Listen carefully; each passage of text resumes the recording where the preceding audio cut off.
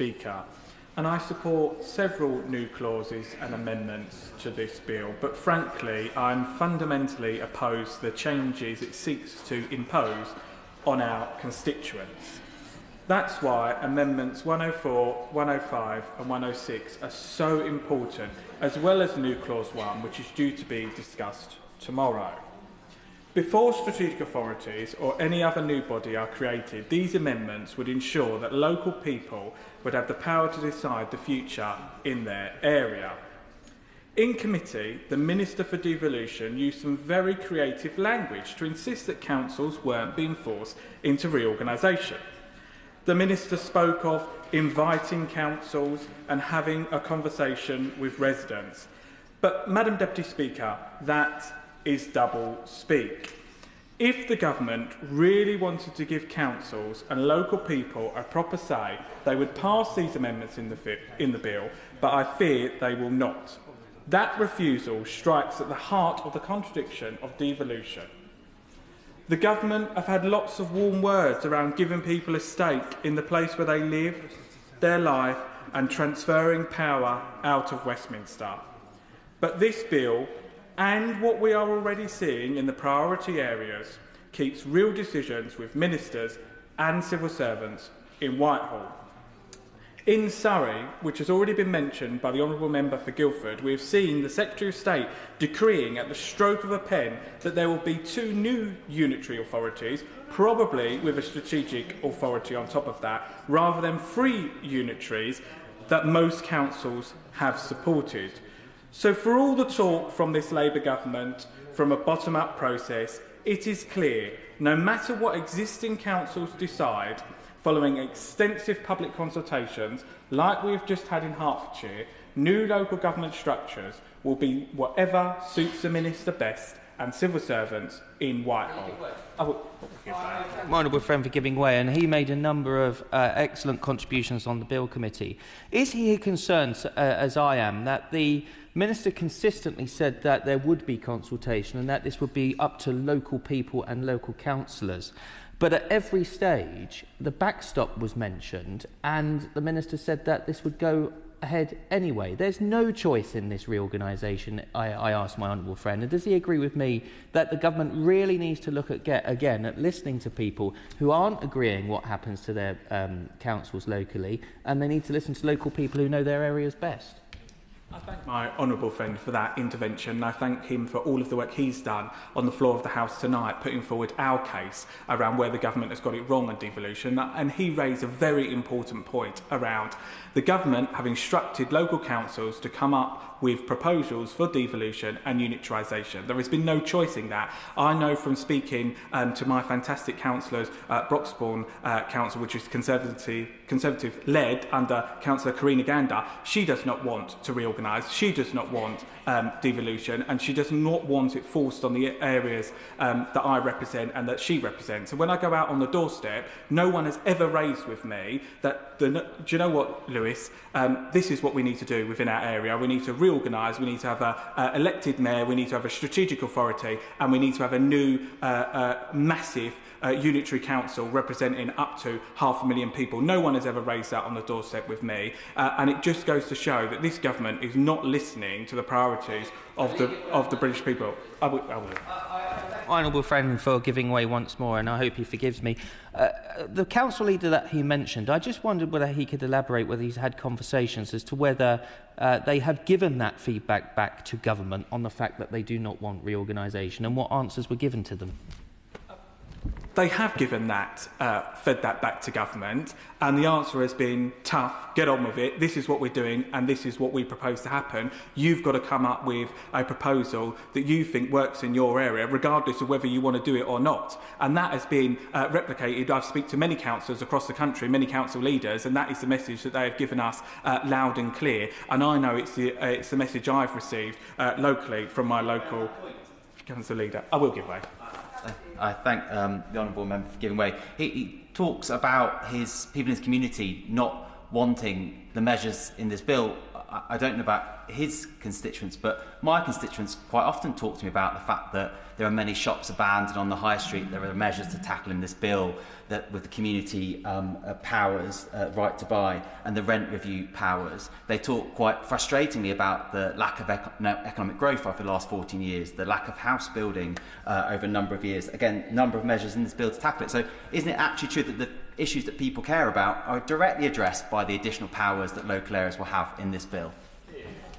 Member for that intervention, and I mean I can take him to my constituency if he wants to see a pro-growth local council that's delivered a local plan, that's delivered housing, and what's held us back is the fact that we haven't got the infrastructure to go in place. Because of that, we've been punished. We've been a good local council and built our housing targets, yet this Labour government forces more housing upon us with no powers to get the infrastructure that they need. And when this bill first came out, what was raised with me on the doorstep, I border London, and my constituents thought I do not want to be part of the Greater London area, and I do not want to be under the Mayor of London, because we've seen the disastrous effect that devolution has had on London, and my constituents definitely do not want to be a part of that. So I gently just push back to the Honourable Member. I don't agree with his analogy of the current state of play, and what the government could be doing if they really wanted to empower councils, particularly, and I stray a tiny bit away from the topic, to help them create their town centres and improve town centres and economic growth, is give power to the councils that we already have in place. They could get on and do that tomorrow,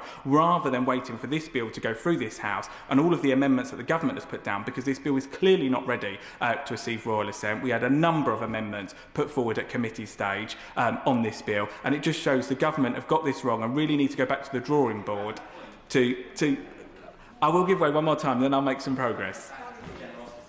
I'm happy to take him up on his offer of visiting his constituency and having a drink and discussing the local issues he faces. He's welcome to come to mine as well. I must say, I listen a lot to the shadow spokesperson's 20-minute speech, and actually I didn't hear many proposals about functions of devolution, what powers could be given, what extra devolution empowerment could take place. I heard a lot actually about the form of devolution, whether this was the right structure, exactly the right county-based situation or regional mayor situation. I must say, it's no wonder that under the last 14 years we failed to grasp the issue of devolution and community empowerment if the party opposite is still so obsessed by the form of devolution and not by the function and giving away power and enabling communities.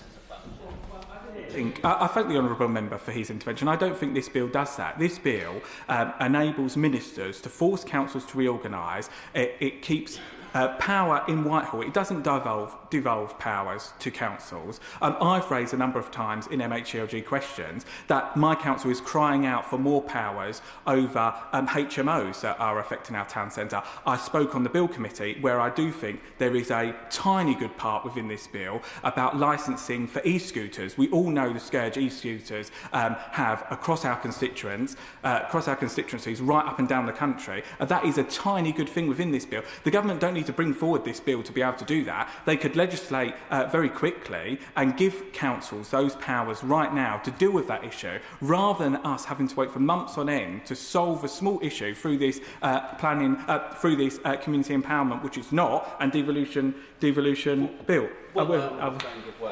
I thank my honourable friend for giving way.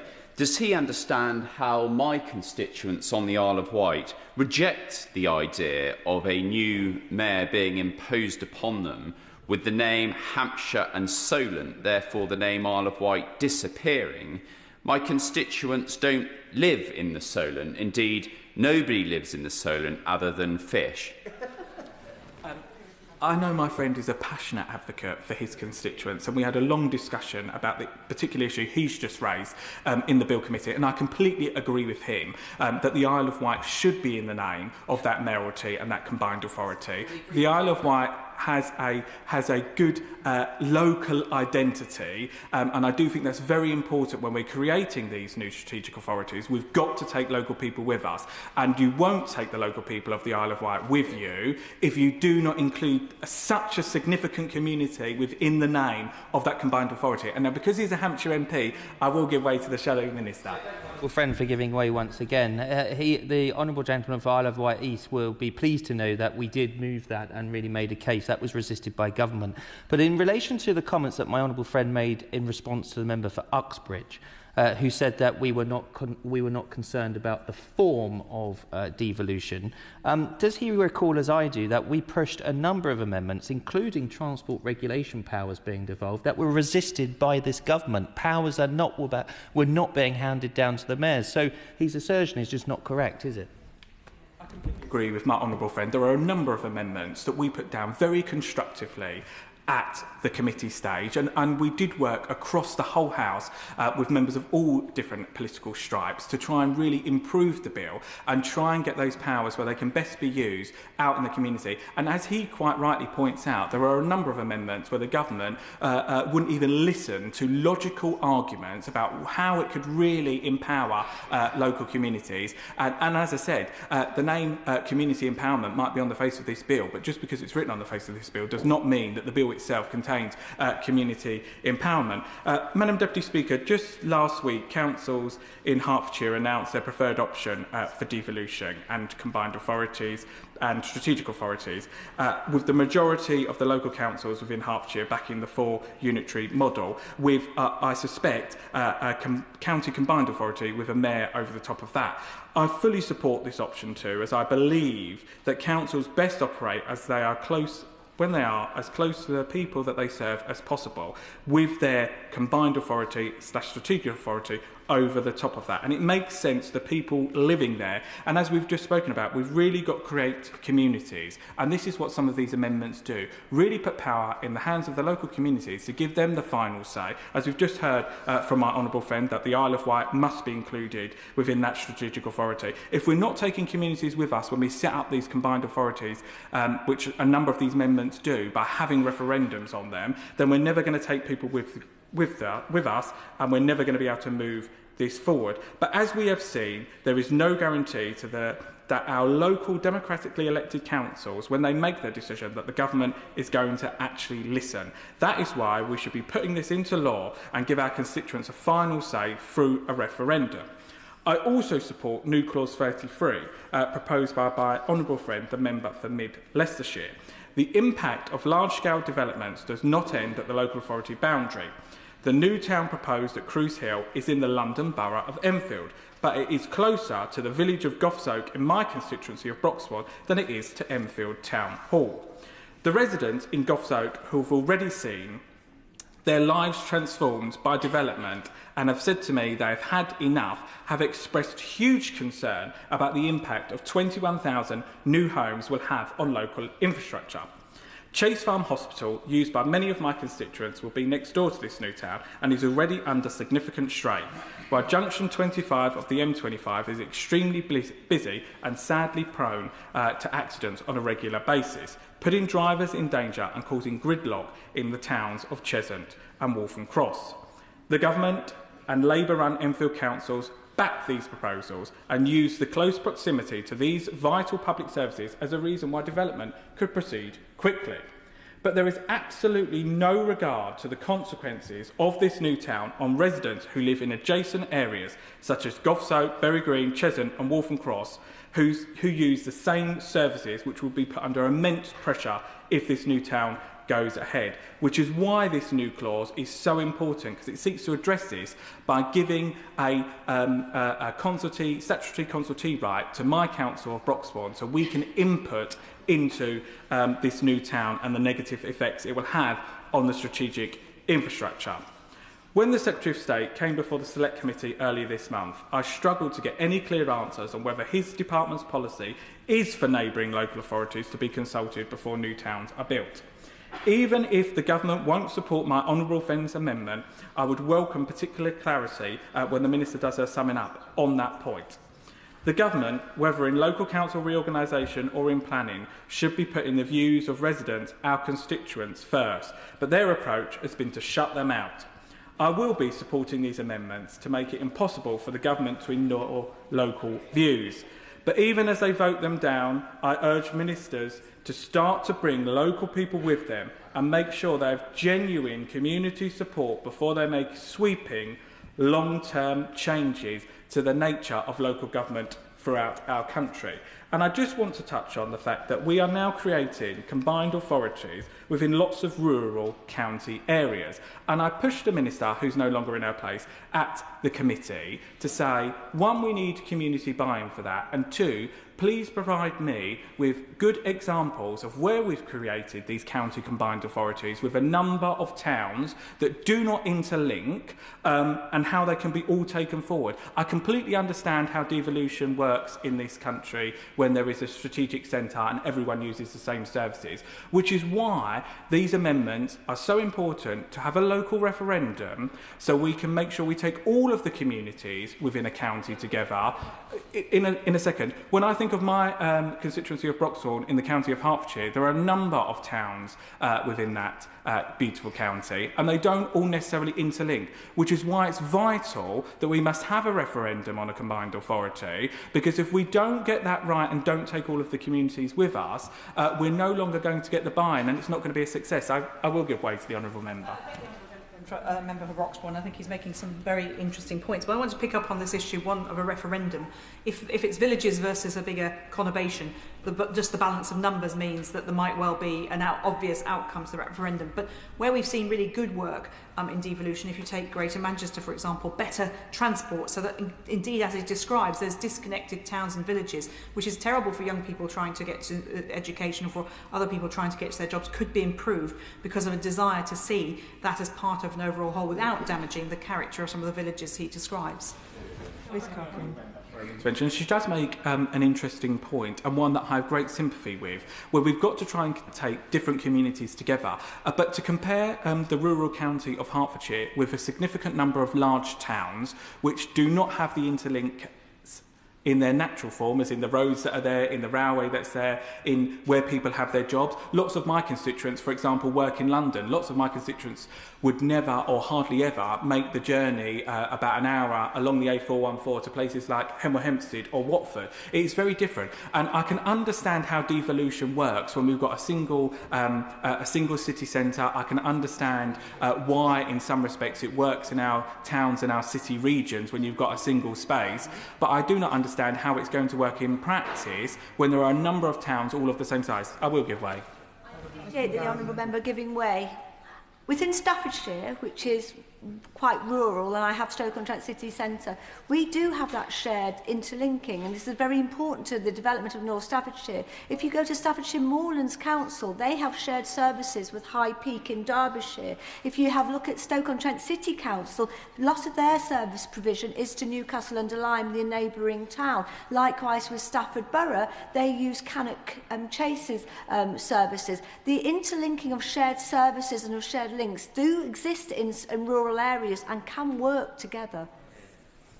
I thank the honourable member for her intervention, and I was talking about the physical aspects of what transport that we've got in place currently. Now, the transport we have in Hertfordshire makes it very difficult for those interlinking services to happen, but she does make an interesting point around the shared services of councils, and the government has said on a number of occasions the reason why we're doing this community empowerment bill, the reason why we're doing devolution is to make councils more efficient, and it's going to save loads of money.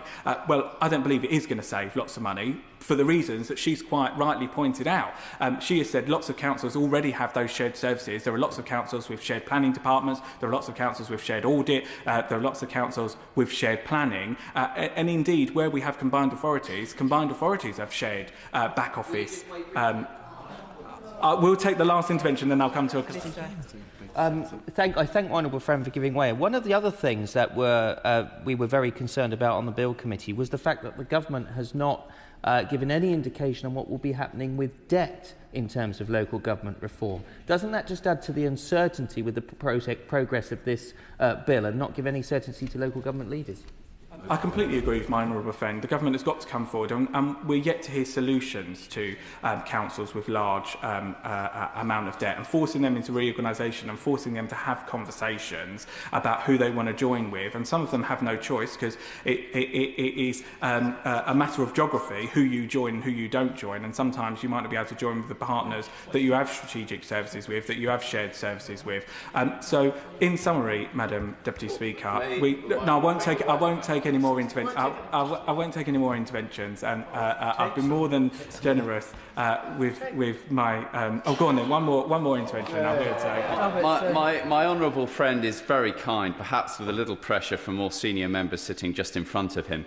He talks about. He poses the question: is there a combined area where all the unified communities link well together? I can sadly give an example of a forthcoming one where they don't. Hampshire and the Isle of Wight. The only way the Isle of Wight is linked to Hampshire is through ferry companies that are entirely privatised, unregulated and controlled by private equity groups. This was the perfect opportunity for the government to ensure that fair regulation was given to the mayor, so the mayor had that strategic transport authority across the whole area. But the government has so far failed to do that, and that's why I brought forward an amendment which I'll speak to later. DC have a view on this missed opportunity to bring ferry companies within the regulatory framework of, say, rail and buses, perfectly consensual among parties in this country. I thank my honourable friend for that intervention, and I signed his amendment. I do believe that's important, and it goes back to what I said at the beginning of this debate. The fact that this bill is not ready to go any further, the government should have thought about. This is a very logical amendment, and it seeks to achieve what the government wants to achieve, say, for example, on buses. It seeks to achieve lots of the same things around other strategic transport and other active travel routes. So it should be in the bill. It had got cross-party support from both of the members representing the Isle of Wight, and it is a logical amendment. It goes back to that cross-party working on the Bill Committee, where we put forward logical amendments that seek to benefit the strategic authority that the government wants to create in Hampshire and the Isle of Wight. And the new mayor that gets elected for that authority is going to have one hand tied behind its back, because those communities, he or she will not have the powers to join those communities together and really create the economic growth. But look, I'm against the principle of what the government is trying to do within this bill. Just because they have community empowerment written on the top of the bill does not mean that this bill will empower local communities. And I urge the government to think again.